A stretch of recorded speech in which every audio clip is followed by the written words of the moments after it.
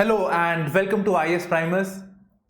Recently there was a drone attack that took place in Jammu, and as a consequence of this there is a lot of heightened alert on the issue of the misuse of drones. So in this reference I have prepared this topic with focusing on the need for better regulation of the drones. So this topic is dedicated to this and it will be helpful for General Studies Paper 3 National Security. Now coming to drones, the Jammu attack that had taken place, nothing major had happened, nothing severe had happened. Loss of life, as you can see, this is the only damage that took place. So no loss of life, and air assets like helicopters, fighter planes, they were all secure, untouched. But not every day is Sunday. Not every day you're going to get lucky. So as happened in Saudi Arabia, where the oil fields, basically an oil producing company, Aramco, its assets were attacked by a militant group, Yemen-based militant group known as the Houthis.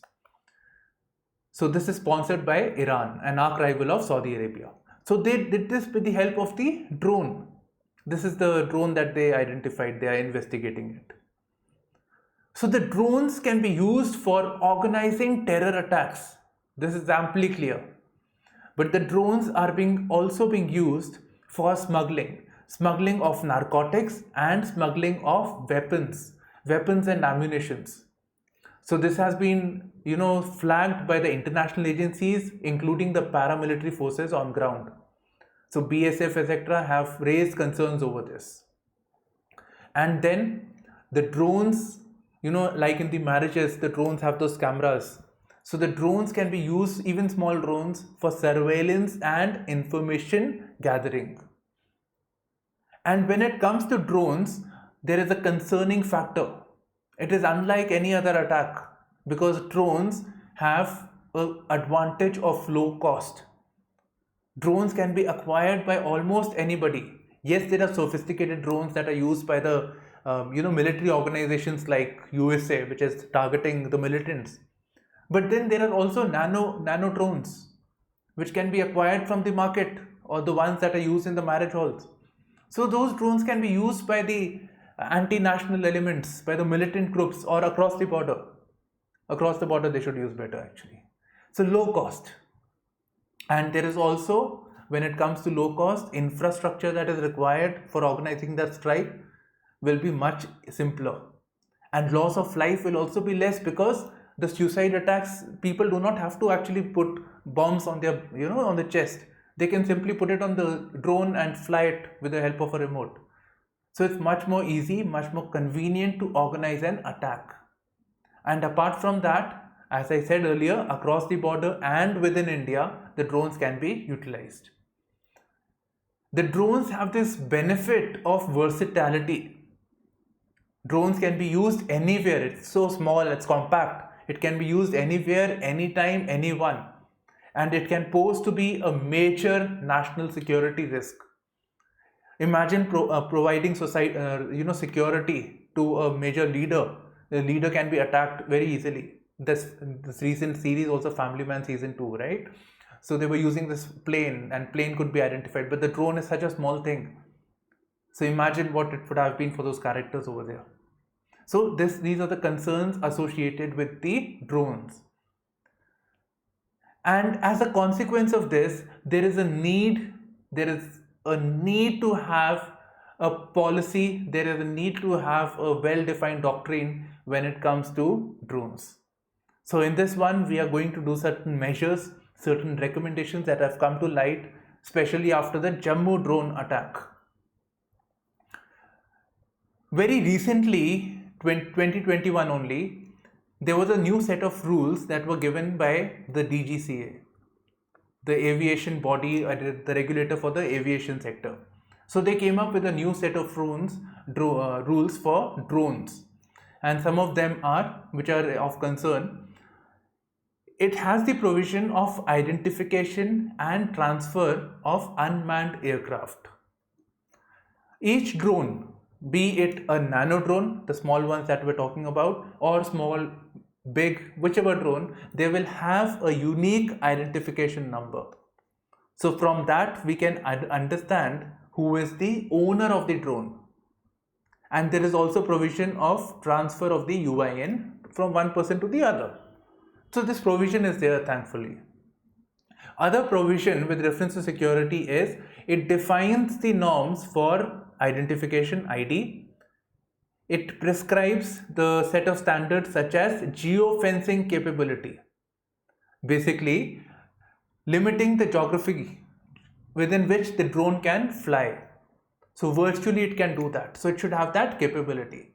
You know, these modern day cars like Creta and that Seltos, they also have this feature of geofencing, that a person cannot, if a person steals the car, he will be locked within a particular geographical area, maybe a city, maybe a district. So this can be done. So this can be done for the drones also. They can be tuned, or with the help of the software, they can be fenced in a particular region. And then it should also have a mechanism of known as autonomous flight termination system. Termination as the terminating something. So these features should be there in all the drones. Then it also prescribes a set of no-fly zones. It also says that drone can fly only up to a certain height.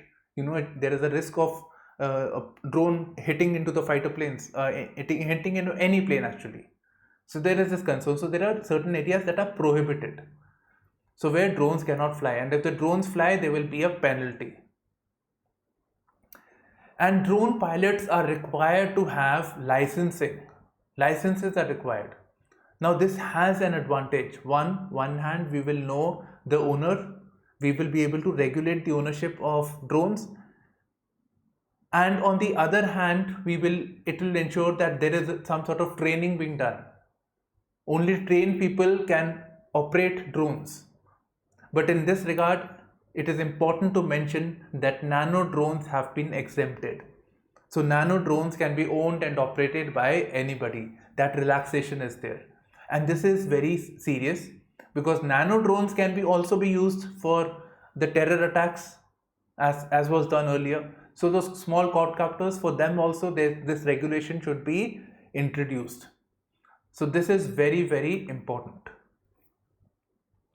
Next, now this was about the rules that I just talked about. What we can do is, we need to we have to do this with urgency. We need to implement these set of rules, and we need to ensure that we tighten the set of rules. These rules are there, these domains are there. There was not much to add actually, except for this point that I just mentioned, point number D. But apart from that, everything is there. So we need to ensure that implementation takes place, the biggest problem in a country. Second thing is, obviously, if there is a drone and drone is not following the rules, then what to do? Yeah, we cannot sit like a lame sitting ducks, right? So we need to develop, or at least acquire, counter unmanned aircraft system capability. So something to counter the attacks. So that needs to be bought, or that capability needs to be created. And in this regard, these officers with reference to the Jammu, they have said that they have given some pointers over here. They say that neutralizing of the drones can be done by jamming. Need not shoot them. We can do it by jamming. The drones operate by the radio signals. Somebody who's using the remote, operating it with the remote. So drones can be jammed, the signals can be jammed, or the radio frequencies can be changed. So that can be used. Or using certain weapons. We can use certain weapons, certain traditional means to kill the drones or destroy them. So that can be done. And in this reference, many newspapers, many journalists have also recommended the use of Iron Dome. The one that was used in Israel, the Israel-Palestine, the rockets that were, the rocket incident that took place. Palestine was launching certain rockets, and Israel had a set of, it has a mechanism known as Iron Dome, and it was launching rockets from its end to counter the rockets. And there was this interesting visuals on the YouTube also. So you should see that, Iron Dome. So the same can be brought into India as well. But it is easier said than done. This thing is going to be very, very expensive. technology is not yet there, right? And what about the small drones that are roaming around and can hit any target, even civilian targets? So it doesn't still fulfill all the parameters, all the concerns. It's just that we can say something is better than nothing. And lastly, this unfulfilled things, we need to focus on innovation. We need to find innovative solutions. We need to have an ecosystem where there could be startups specific to the drone sector. So we need to ensure that the regulations are not so stringent. It ensures that public safety concerns are addressed, but they are not so stringent that innovation does not take place or it does not attract private capital. So we need to focus on the aspect of innovation, and that only alone can address the concerns that I just mentioned over there. So this is all we had in this particular session. Thank you for streaming into IAS Primers, and this is me, Shubhashish Singh Rehal, presenting you this topic. Bye bye, take care, and all the best for your exam.